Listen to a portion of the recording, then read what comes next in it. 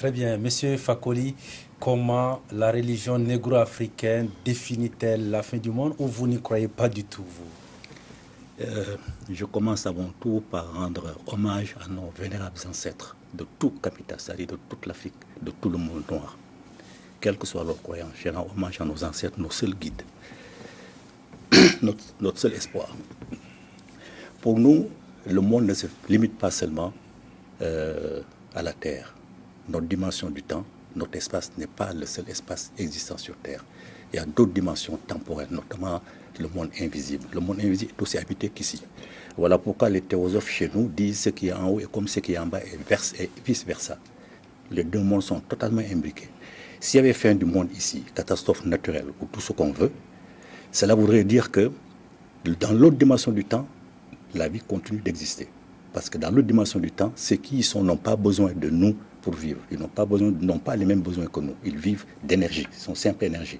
Ce qui veut dire aussi, quand on connaît très bien le parcours de l'être humain sur Terre, quand il meurt, on sait qu'il lui subsiste une parcelle d'énergie que Dieu a mise en lui. Ça veut dire que cette parcelle-là va rejoindre le monde invisible et elle est inaltérable.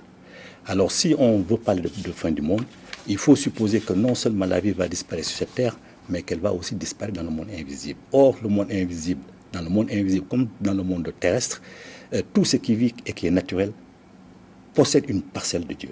Donc ça veut dire qu'on va détruire Dieu. Dieu lui-même va disparaître. S'il disparaît, son paradis disparaît, son enfer disparaît, son jugement dernier disparaît. En clair, pour nous, la fin du monde n'existera jamais. Et je peux en faire la démonstration après.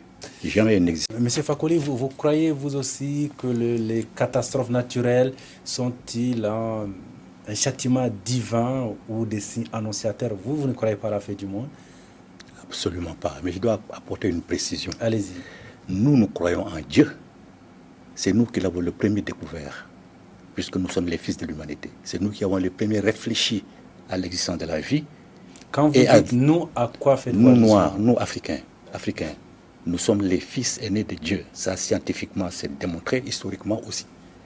Et je précise que l'islam en est à son ère 1436. Les chrétiens en l'an 2015. Nous sommes en l'an 6251. Encore, seulement si on prend la naissance des calendriers. Mais on pourrait monter plus loin, seulement on s'arrête là. Donc, scientifiquement, historiquement, nous sommes les plus anciens. Nous sommes donc les premiers à avoir réfléchi sur l'existence de Dieu et sur l'existence de l'au-delà. Nous connaissons Dieu mieux que tout le monde, ça c'est clair. Cela étant, nous n'avons pas d'envoyé de Dieu, parce que Dieu, pour nous, il est totalement neutre. Il est à équidistant de toutes ces créatures. Il ne réagit jamais, il ne se mêle pas de ce qui se passe dans ce monde. Bon, ça, ça va nous amener loin, parce que je ne veux pas entrer dans la polémique. Mais je veux dire seulement, après avoir précisé que nous connaissons Dieu, et que personne ne peut connaître Dieu mieux que nous, je dis, les catastrophes naturelles, ce n'est pas Dieu qui les envoie. Sinon Dieu, dont tout le monde dit qu'il est généreux, il est miséricordieux, il a toutes les qualités possibles. Mais pourquoi enverrait-il des catastrophes naturelles pour éprouver les gens? N'est-il pas capable de savoir si les gens sont capables eux-mêmes de supporter les souffrances qu'il va leur imposer? Pourquoi Dieu le ferait-il? Donc pour nous, Dieu n'est rien dans tout cela. Et le monde ne disparaîtra pas à cause des catastrophes naturelles, ni à cause des bombes. Sauf si des gens hyper intelligents, qui ont l'intelligence de Dieu, arrivent à trouver où se trouve la fourche du monde. La fourche du monde, c'est le point d'intersection des 6 directions du monde. Est, ouest, nord, sud, zénith et nadir. Si quelqu'un trouve cette partie-là, et peut-être il pose une bombe, je ne sais pas, nucléaire, peut-être que ça peut irradier et éventuellement détruire le monde physique. Mais le monde invisible existe. Nous avons rejoint le monde invisible. Et là-bas, le corps n'existe pas. Ce ne sont que des énergies, c'est un monde fluidique. Et comme c'est un monde fluidique, personne ne peut détourner, personne ne peut détruire l'énergie. Donc personne ne peut détruire Dieu.